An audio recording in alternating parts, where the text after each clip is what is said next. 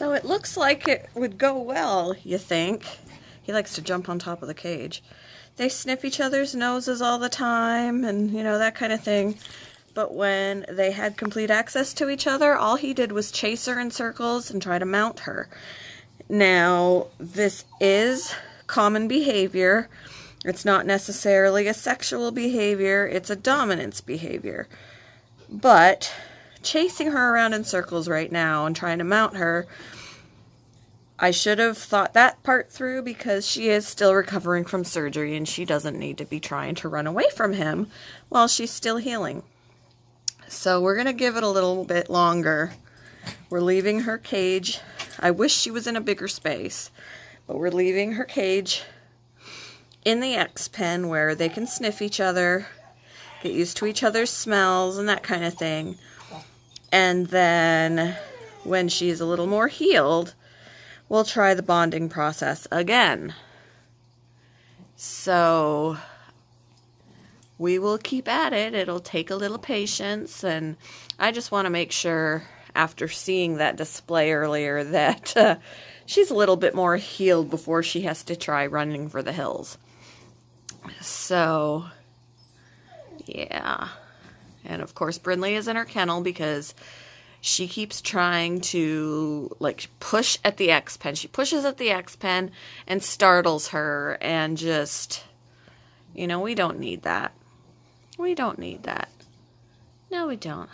See, Milo is very interested in her, but of course, because he wants to mount her to show his dominance. And I don't know, like, she may still be giving off her hormone smells because she just got spayed.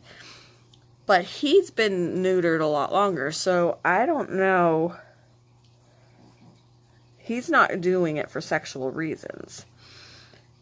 And apparently, even if we brought home Otis instead, the same behavior would have happened because it would have been a dominance thing instead of a sexual thing. So I guess it's just, it is what it is. We're going to see some humping and probably some aggression and whatever while they acclimate to each other. But apparently it is something that we need to just let happen. So, but I'm just not comfortable to let it happen while she's still healing from surgery. But they can spend a little bit more time in here together, getting used to each other's smells, sniffing noses and that kind of. You're gonna squish in between there? You silly? You silly? Oh. Yeah. So anyway, we have Milo and Hera here. Hera is the queen of the gods in Greek mythology. Had we known we were going to go with a Greek mythology theme, we would have gone with something else other than Milo. But, and I mean, we could change it, but he already responds to his name. So, I don't want to confuse him. So, Milo and Hera. No biggie. My son and I had a very hilarious conversation trying to come up with a name for her. It was just, you know, I suggested Rhea, and he was like, that's the goddess of fertility, and she just had her fertility taken away.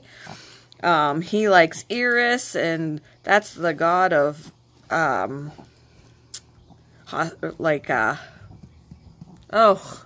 discord. There was something, like, not hostility, it was like, it was a negative thing. It's off on the top of my tongue because we just were talking about it. And then, you know, all sorts of other things. But Hera is queen of the gods, so perfect for her. But I had suggested Persephone, and he was like, you want to name her after the wife of the devil? This is a Christian home. Oh, it was hilarious. So, yeah, so we settled on Hera. I want to get some name tags to hang on the cage to go along with this that I have had for years. When I had my first bunnies, it was, 18 years ago, 17, 18 years ago when I had my first bunnies, and I've had this that long. But now it's hanging on the X pen, and I'd like to be able to, almost fell over, put their names on here too. So, yeah. Anyway, winding down for the night, I was just inside the X pen sitting on the table, and I gave them each a little bit of cilantro. And I will just be taking it easy this evening before I have to go back out at around 11:30 p.m. and pick my daughter up from work. So, hope everybody has a great night, and I'll talk to you later. Bye!